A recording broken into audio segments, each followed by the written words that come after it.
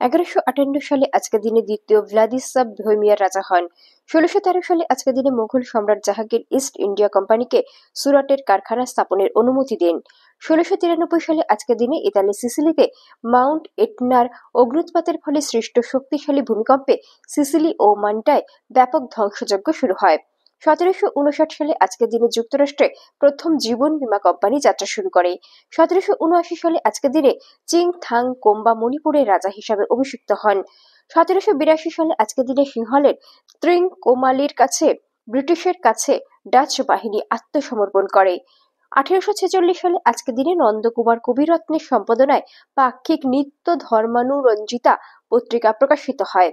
1866 সালে আজকের দিনে অস্ট্রেলিয়া যাবার পথে জাহাজ লন্ডন বিধ্বস্ত হয়ে 231 জনের মৃত্যু হয়।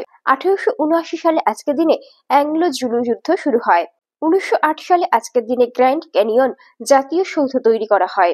1922 সালে আজকের দিনে মানব দেহে ডায়াবেটিস রোগের জন্য প্রথমবারের মতো ইনসুলিন ব্যবহার করা হয়। 1926 সালে আজকের দিনে জেদ্দায় ইবনে সাউদ কর্তৃক নিজেকে হেজাজের বাদশাহ ঘোষণা করেন।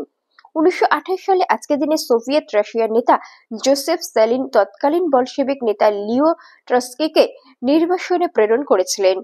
1938 সালে আজকের দিনে চীনের কমিউনিস্ট পার্টির কেন্দ্রীয় কমিটির ইয়াংশি নদীর ব্যুরোর মুখপাত্র সিনহুয়া ডেইলি উহান শহরের খানখৌতে প্রকাশিত হয়।